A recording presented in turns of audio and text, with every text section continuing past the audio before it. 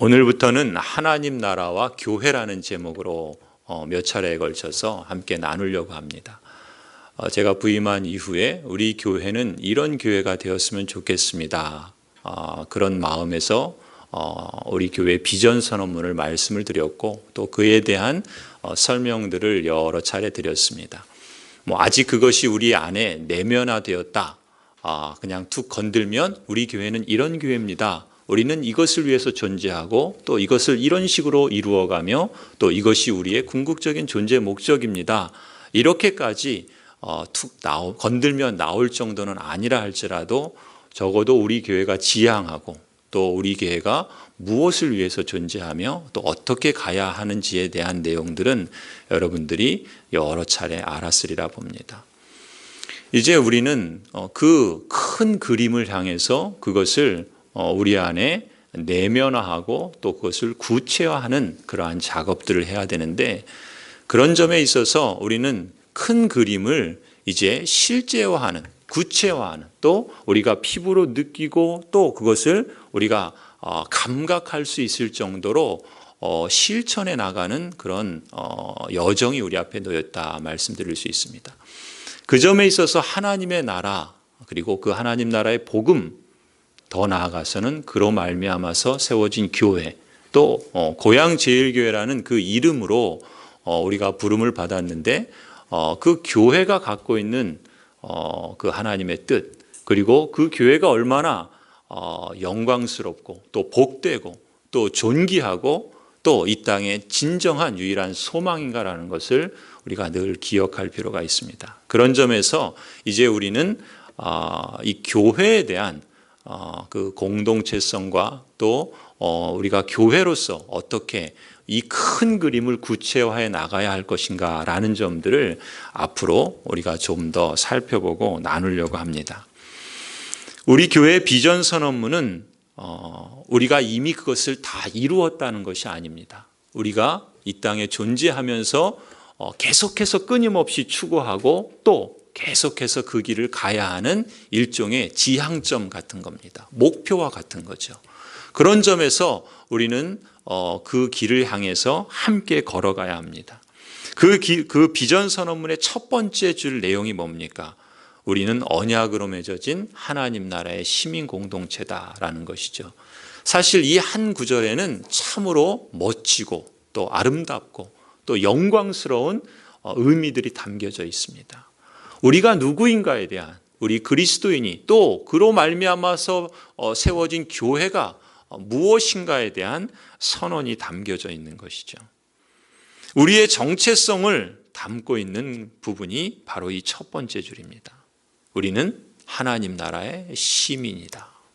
우리는 예수 그리스도의 피로 맺어진, 언약의 피로 맺어진 공동체다 라고 하는 것은 이 선언이 우리에게 얼마나 멋지고 영광스러운 것인가라는 것을 우리가 늘 기억하고 또 그것이 이제 우리의 그 삶으로 체험될 수 있어야 할 줄로 믿습니다.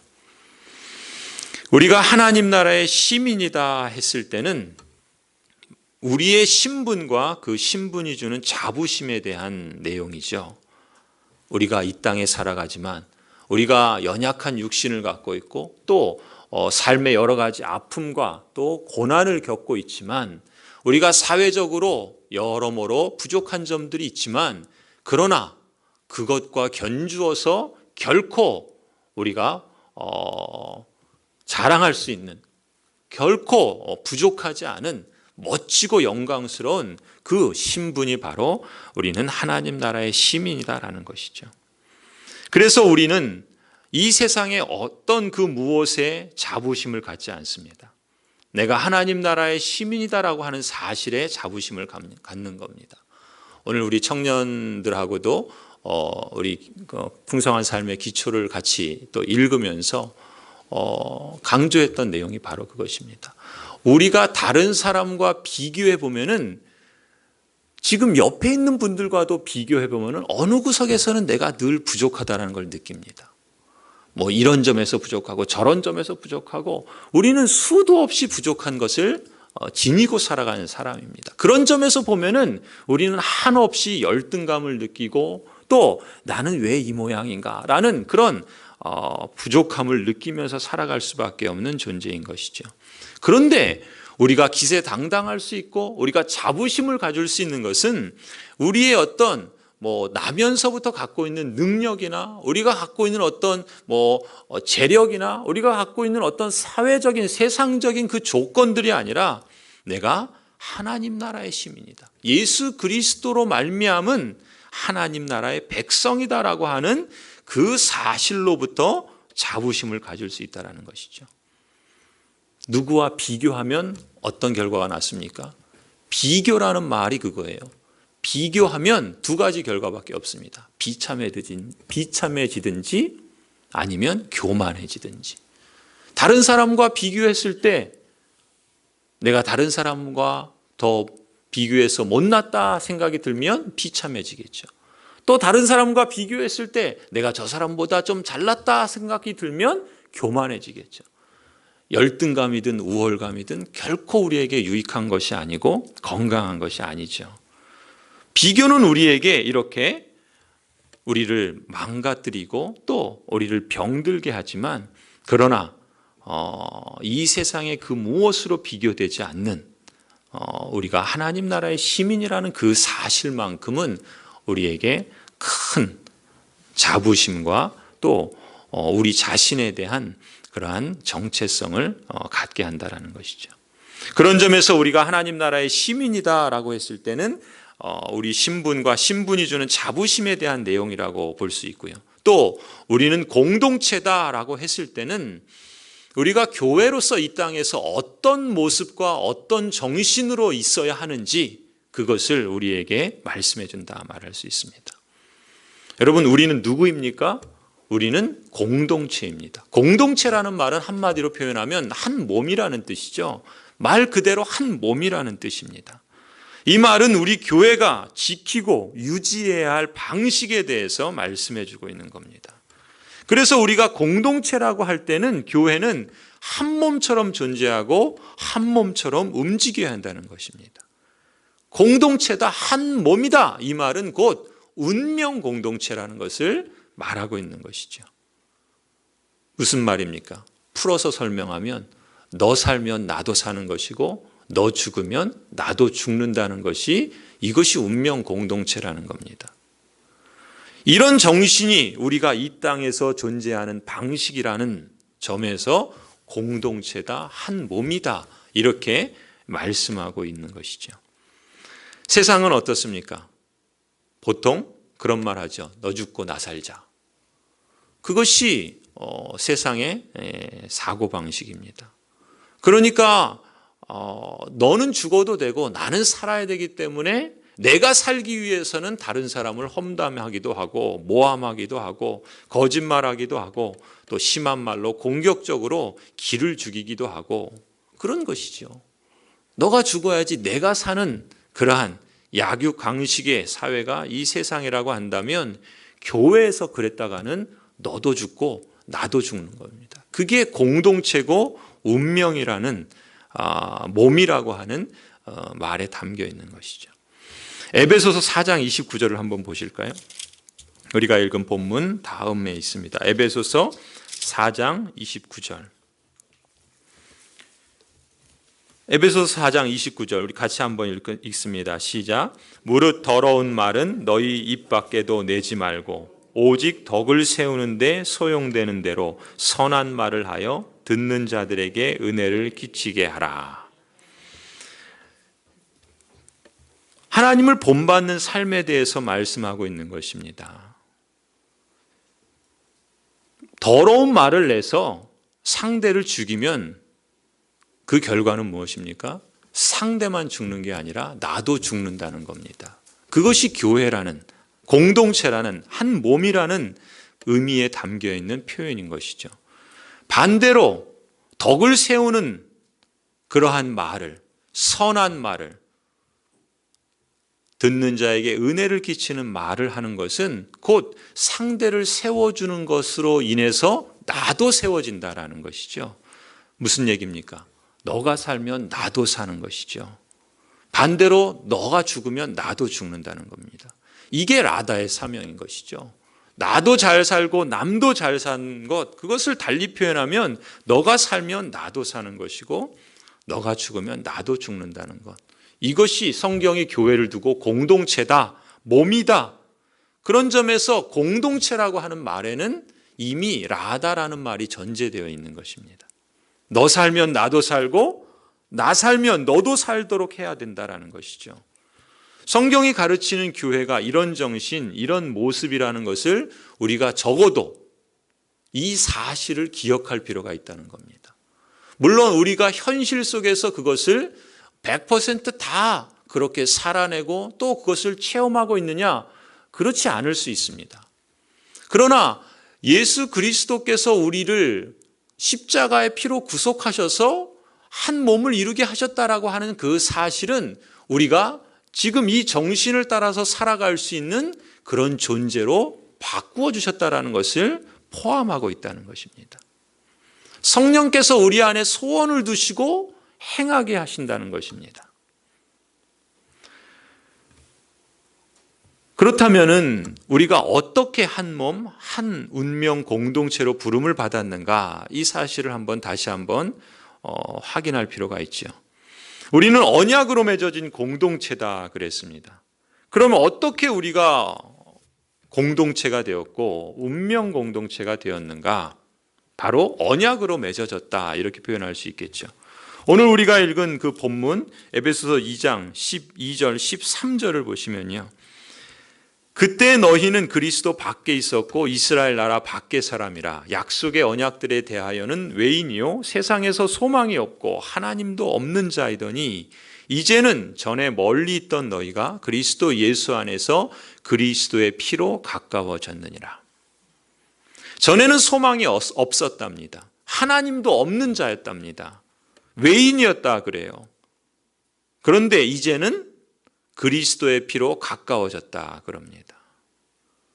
그리스도의 피, 우리를 가깝게 만든 이 그리스도의 피를 마가복음 14장에 보시면 이렇게 표현합니다. 또 잔을 가지사 감사 기도하시고 그들에게 주시니 다 이를 마시매 이르시되 이것은 많은 사람을 위하여 흘리는 나의 피 곧 언약의 피니라. 오늘 우리가 성찬을 하면서 확인하는 건 뭡니까? 예수 그리스도께서 흘리신 그리스도의 피는 언약의 피라는 겁니다. 어떤 언약의 피는가? 우리를 하나님께 가까이 나아가게 해서 많은 사람을 위하여 흘리신 언약의 피라는 겁니다. 예수 그리스도께서 십자가에서 우리의 죄를 용서하시기 위해서 대속의 죽음을 당하셨는데 그때 많은 사람을 위하여 흘린 피가 곧 그리스도의 피고 그 피는 언약의 피다라는 것이죠. 하나님과 그 백성을 가까이 하게 하는, 하나님께 더 나아가게 하는, 하나님과 다시금 관계를 회복시키는 언약의 피다. 그래서 그리스도의 피가 곧 언약의 피입니다. 그런 점에서 우리를 그리스도의 피로 하나님과 가깝게 하셨다라고 하는 것은 우리를 언약의 피로 한 몸, 한 운명 공동체로 부르셨다라고 하는 것과 같은 맥락이죠. 예수 그리스도의 언약의 피, 그것으로 우리가 한 몸이 되었다라는 것입니다. 예수 그리스도의 피값으로 맺어진 관계가 되었다는 겁니다. 그래서 여러분은 이제 예수 그리스도께서 나의 죄를 위해서 십자가 대속의 피를 흘리셨다는 사실을 믿으신다면 그 사실에 근거해서 여러분은 언약으로 한 공동체가 되어진 것입니다. 그런 점에서 여러분은 언약의 피로 그리스도의 몸, 그리스도의 공동체로 부름을 받았다라는 사실을 믿으시기를 바랍니다. 가족이라는 관계는 뭡니까? 가족이라는 것은 아버지와 어머니의 피로 맺어진 관계지요. 그럼 교회는 뭡니까? 교회는 예수님의 피로 맺어진 관계입니다. 그럼 어리석은 질문을 한번 드리면 아버지와 어머니의 피가 더 고귀합니까? 예수님의 피가 더 고귀합니까? 우리 어린 아이들에게 엄마가 좋아, 아빠가 좋아하는 그런 어리석은 질문이지만 지혜로운 아이는 어떻게 대답해요? 둘 다 사랑합니다. 둘 다 귀합니다. 그러죠. 아버지 어머니의 피가 귀한가? 예수 그리스도의 피가 귀한가? 둘 다 귀하죠. 아버지와 어머니의 피로 맺어진 가족 관계가 뗄래야 뗄 수 없는 소중한 관계이지 않습니까? 그렇다고 한다면 예수 그리스도의 피로 맺어진 교회, 그 가족의 그 소중함만큼이나 이 교회의 소중함은 더한 것 아니겠습니까? 예수님의 피로 맺어졌다고 한다면 그 관계가 얼마나 소중하고 귀한 관계입니까? 그런 점에서 여러분은 그리스도 안에서 그 소중한 예수 그리스도의 피로 맺어졌다는 겁니다. 교회가 그렇게 놀랍고 영광스러운 그런 공동체라는 사실입니다. 옆에 있는 성도들을 한번 보시기 바랍니다. 우리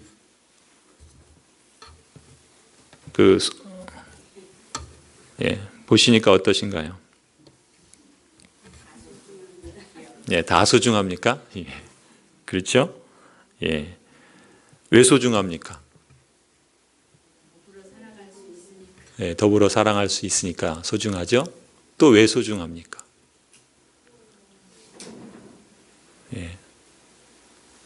왜요?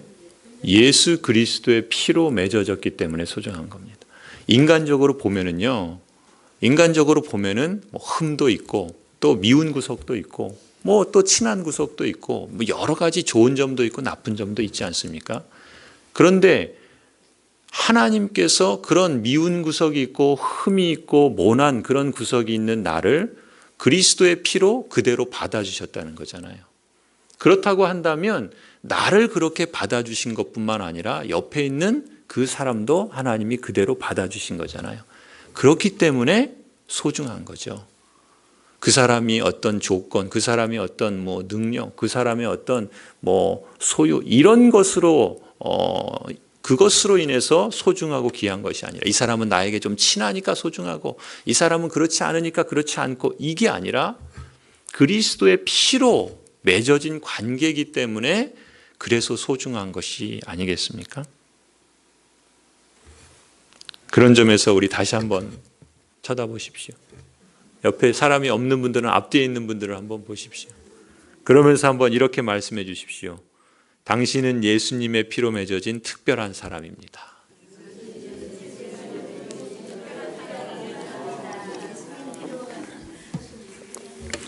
또 한 번 해주십시오. 우리는 예수님의 피로 맺어진 소중한 관계입니다.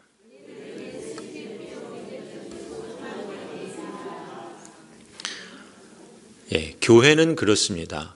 교회는 이 땅에 흠이 있고 연약하고 그런 모양과 모습이 우리에게 있지만 그러나 성경이 우리에게 말씀하고 약속하는 사실을 볼 수 있어야 됩니다. 그것이 믿음입니다.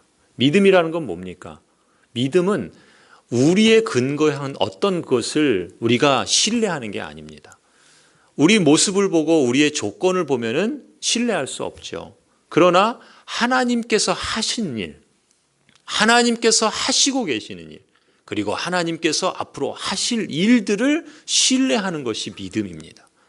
하나님께서 내 옆에 있는 사람을 그대로 받아주셨고 용납해 주셨기 때문에 그 하나님의 하신 일을 근거로 우리는 하나님을 신뢰하고 그렇기 때문에 그 받아준 그 사람을 서로 소중한 사람으로 인정하는 겁니다. 그 사람이 나에게 좋은 것을 해주었기 때문에 사랑하고 그렇지 않으니까 미워하고 그런 것이 아니라는 겁니다. 그런 점에서 교회는 참으로 소중하고 참으로 영광스러운 존재입니다. 세상의 어느 기관이 어느 모임이 어느 단체가 그렇습니까? 뭔가 이권과 자기의 유익과 만족이 있을 때 친하고 가깝죠. 그렇지 않으면 얼마든지 뒤돌아설 수 있는 것이 세상의 방식 아닙니까?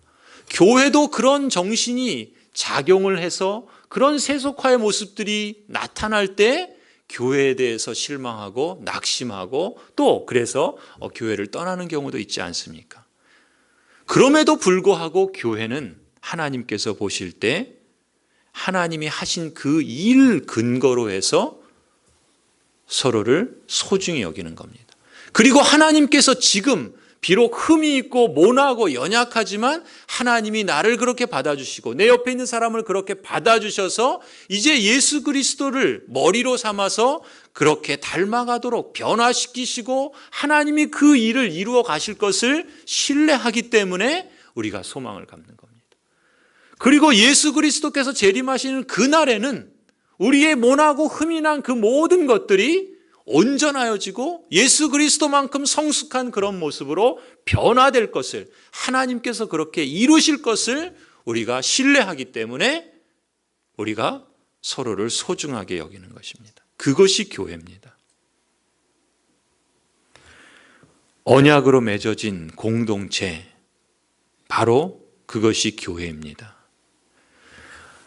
우리 교회가 언약으로 맺어진 공동체라고 할 때 우리가 기억해야 할 점 몇 가지만 우리가 정리하고 이 설교를 마치려고 합니다. 첫 번째는요, 우리가 언약으로 맺어진 공동체라고 할 때는 우리가 예수 그리스도의 몸이다라는 사실을 늘 기억할 필요가 있습니다. 여기서 강조해야 할 표현은 예수 그리스도 이 부분입니다. 우리가 예수 그리스도의 몸이다. 예수 그리스도를 강조해야 합니다. 오늘 본문 2장 20절을 보면은 뭐라고 말씀합니까? 너희는, 교회를 말하죠, 사도들과 선지자들의 터 위에 세우심을 입은 자라 그리스도 예수께서 친히 모퉁이 돌이 되셨느니라. 교회의 모퉁이 돌이 예수님입니다. 코너스톤이라 그러죠. 그 교회의 그 가장 기둥을 세워서 흔들리지 않고 또 그 건물을 건축하는 데 있어서 가장 귀한 돌, 그 모퉁이 돌, 바로 그 코너스톤이 예수님입니다. 달리 말하면 교회의 머리가 예수님이라는 것이죠.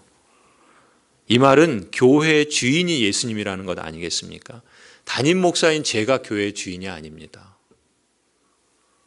장로님들도 교회 주인은 아니고요. 또 권사님, 안수 집사님 교회 주인이 아닙니다. 우리 원로 목사님도 또 우리 은퇴 목사님도 교회 주인이 아닙니다. 교회 주인은 누굽니까? 예수 그리스도 한 분이십니다. 그럼 저나 여러분은 뭐예요? 그 몸의 한 부분이죠. 그 몸의 지체입니다.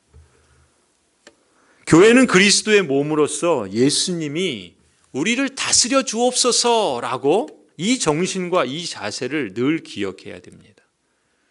하나님의 뜻이 하늘에서 이루어진 것처럼 이 땅에서도, 아니 우리 안에서도 늘 이루어지게 하여 주옵소서 간구해야 하는 것입니다. 그러면서 그렇게 살도록 우리가 서약해야 하는 겁니다. 늘 우리가 이 사실을 염두에 두어야 하는 것입니다. 교회의 주인은 예수님이다.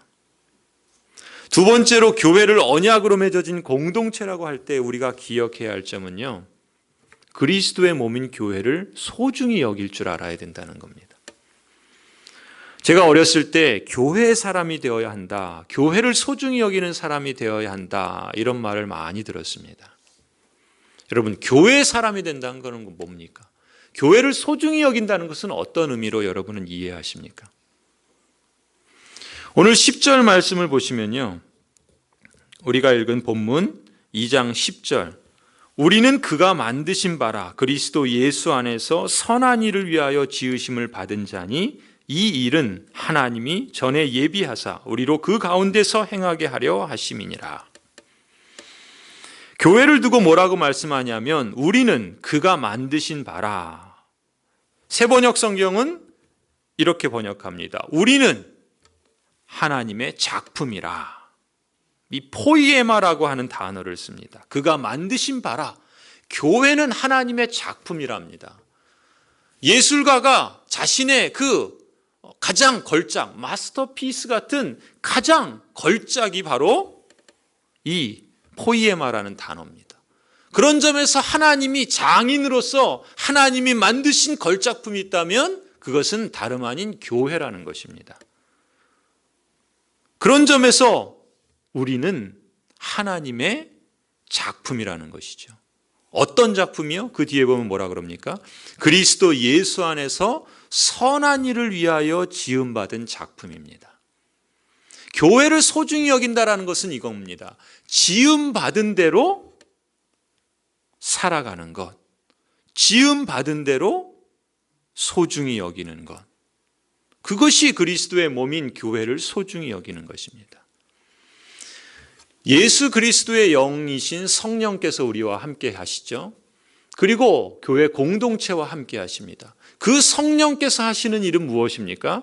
성령께서는 지금 이 세상을 회복하고 가십니다. 하나님의 세상, 그러나 죄로 인해서 깨어지고 망하고 그래서 고통과 아픔과 상함과 속박이 있는 이 세상을 다시금 성령 하나님께서 회복시키십니다. 하나님의 세상으로 회복해 나가시는 일을 하십니다. 그런데 그리스도의 몸인 교회 역시 바로 이 머리이신 그리스도, 예수 그리스도의 뜻을 받아서 만물을, 세상을 회복하는 사명을 맡기셨다는 것입니다. 그래서 그리스도의 몸인 교회는 그 공동체 안에서 개개인을 회복하는 사역들을 해나가는 겁니다. 사람들 사이의 관계를 회복시키기 위해서 애쓰는 겁니다. 더 나아가서는 이 사회를 변화시켜 나가고 문화를 회복하고 이 자연 생태계를 회복하기 위해서 힘쓰는 공동체가 교회입니다. 왜요? 이 세상 모든 것이 다 하나님의 것인데 하나님께서, 예수 그리스도께서 이 세상의 어떤 것도 이것은 내 것이다 라고 하시지 않는 것이 없는데, 그 세상 가운데 아픔이 있고 고통이 있고 깨어짐이 있고 상함이 있다라는 것은, 그것은 곧 하나님의 것으로 회복된 것이 아닌 사단의 손아귀에 있을 때 나타나는 현상이기 때문에 그것으로부터, 그 권세로부터, 그 사단의 손아귀로부터 다시금 하나님께 회복시키셔서 깨어진 몸에는 치유가 있고 상한 마음은 또 온전케 하시고, 또 벽이 세워진 관계들은 그 벽을 허물어서 그 관계를 회복하시고, 이러한 회복의 일들을 성령께서 이루어 가신다는 겁니다. 그런데 성령 하나님께서는 이 일을 어떻게 이루어 가시는가? 바로 그리스도의 몸인 교회를 통해서 이루어 가신다는 것이죠. 그것이 이 10절이 말씀하는 그리스도 예수 안에서 선한 일을 위하여 지음받은 작품이다, 포이에마다라고 하는 의미입니다. 그런 점에서 우리가 교회를 소중히 여긴다라고 하는 것은 그 지음받은 그대로 살아가는 것, 그것이 그리스도의 몸을 소중히 여기는 것이라 말할 수 있죠. 이렇게 그리스도의 몸은, 교회는 하나님이 주신 그 사명을 향해서 함께 움직이도록 부름받은 것입니다. 세상은 어떻습니까? 자신의 성공과 자신의 성취와 자신의 만족을 찾으면서 살아가고 있죠.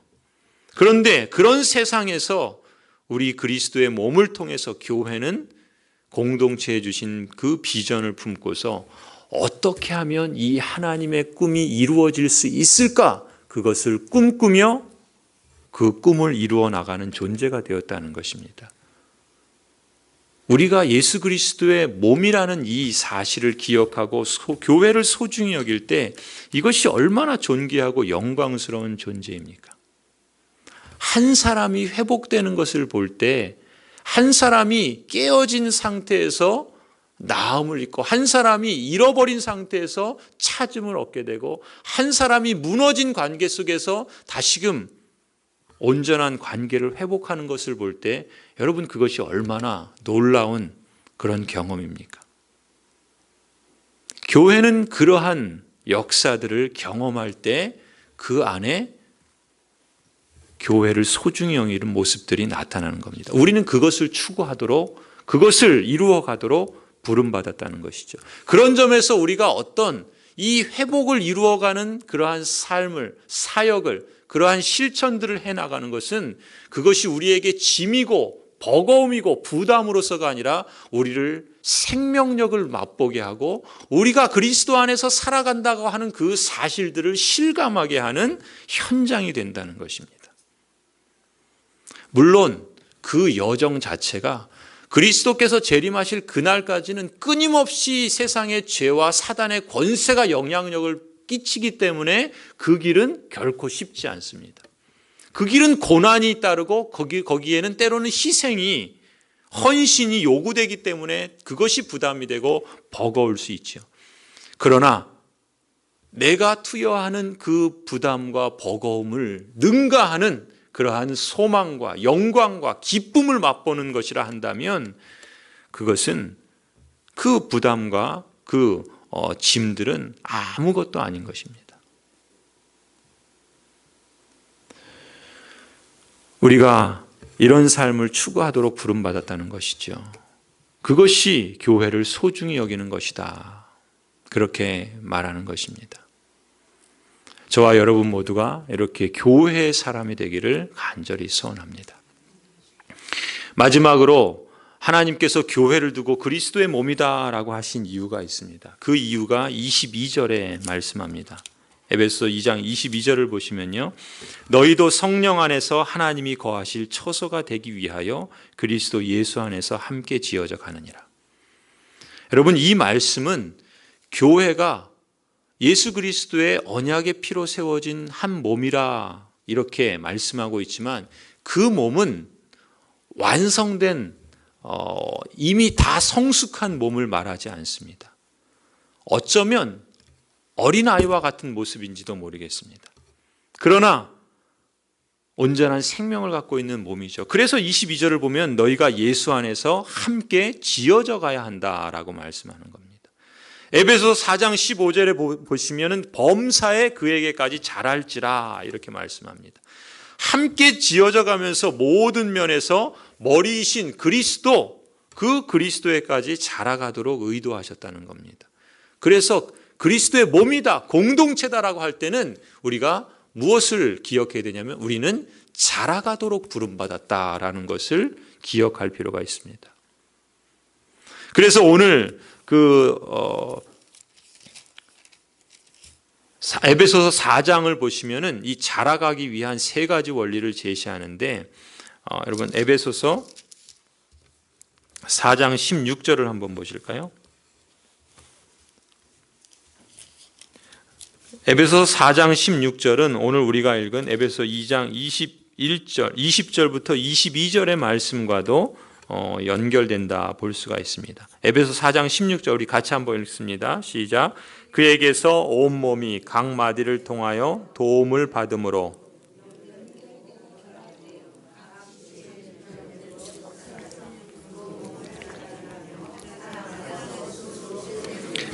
여기서 우리는 세 가지 원리를 배울 수 있습니다. 우리가 자라가기 위해서 필요한 세 가지 원리는 첫 번째는 연결의 원리입니다. 거기 보면은 그에게서 온몸이 각 마디를 통하여 도움을 받음으로 연결되고 결합되어야 한다라고 말씀하시죠. 그러니까 그리스도께서 예수 그리스도께서 머리이시기 때문에 우리 각 지체들은 각 마디 부분이 결합되고 서로 연결되어야 제대로 자라갈 수 있다는 겁니다. 그러니까 우리는 서로 연결되어질 때 자라갈 수 있습니다. 우리가 왜 혼자 신앙생활을 할 수 없냐면 우리는 혼자 자라갈 수 없습니다. 함께 연결될 때 비로소 자라가는 겁니다. 모나고 깨어지고 다른 면들을 갖고 있지만 그 안에서 그런 과정을 통해서 자라가도록 부름받았다는 것입니다. 두 번째는 분업의 원리입니다. 거기 보시면 각 지체의 분량대로 역사하여 그 몸을 자라게 한다라고 말씀하죠. 우리 각 지체들은 각 한 사람 한 사람들은 감당해야 될 몫과 책임이 있다는 겁니다. 그리고 각기 맡은 그 분량대로 활동함으로써 몸 전체가 자라간다는 것입니다. 성장이라고 하는 것은 각각의 몫을 감당하면서 서로 돌보는 공동체 속에서 이루어지는 겁니다. 그게 교회가 자라가는 성장하는 원리인 겁니다. 내가 내 역할 잘 감당해서 교회 공동체를 세울 때 그때 나도 세워지는 거고 교회도 세워지는 겁니다. 나 혼자 잘하는 법은 없습니다. 교회는 그렇기 때문에 운명 공동체인 겁니다. 너가 잘 살아야지 나도 잘 사는 겁니다. 이렇게 연결의 원리와 분업의 원리가 교회가 자라가기 위한 두 가지 중요한 원리라고 말할 수 있습니다. 그런 점에서 우리가 함께 힘써야 될 것은 이 두 가지인 겁니다. 내가 연결되어 있지 않을 때 우리가 느끼는 마음은 무엇이냐? 객처럼 느낍니다. 내가 이 공동체에 객이라는 마음을 가질 때 그것은 곧 무엇인가? 연결되어 있지 않다는 겁니다. 내가 맡은 역할이 없고 내 몫을 감당하지 않고 있을 때 이방인처럼 느껴지는 것이죠. 그런 느낌이 들 때 먼저 우리가 기억할 것은 누구를 탓하기에 앞서서 내가 이 공동체의 한 몸이다라는 사실을 기억할 필요가 있습니다. 연결과 분업을 지키고자 다시 자신의 자리로 돌아가야 하는 것입니다. 그것이 그리스도의 몸인 공동체를 세워가는 원리라고 말할 수 있습니다. 그리고 세 번째 원리가 무엇인가? 사랑의 원리입니다. 15절에 오직 사랑 안에서 참된 것을 하고 16절에 사랑 안에서 스스로 세우느니라 4장에 말씀하는 것처럼 사랑 안에서 그 몸을 세워가야 한다는 것이 이 연결과 분업에 있어서 가장 중요한 원리라고 말할 수 있습니다. 성도 여러분, 우리가 누구인가? 우리는 언약으로 맺어진 공동체입니다. 예수 그리스도의 피, 그리스도의 피로 맺어진 언약 공동체입니다. 이제 우리는 이 땅에서 그리스도의 몸을 이룬 공동체로 함께 살아가는 것입니다. 한 몸으로서 서로가 연결되고 또 함께 자신의 같은 각자 맡은 그 분량대로 사랑 안에서 활동함으로써 우리는 그리스도에게까지 자라갈 수 있도록 부름받았습니다. 고향제일교회가 하나님 나라의 시민 공동체로서 이 고향동에서 하나님 나라를 증거하는 그 선한 일을 잘 감당함으로써 하나님 나라를 이루어가는 복된 공동체가 되기를 소원합니다. 그것을 우리가 함께 꿈꾸고 또 함께 연결하고 또 분업하여서 사랑 안에서 이루어가는 그러한 놀라운 은혜가 있기를 주님의 이름으로 간절히 소원합니다.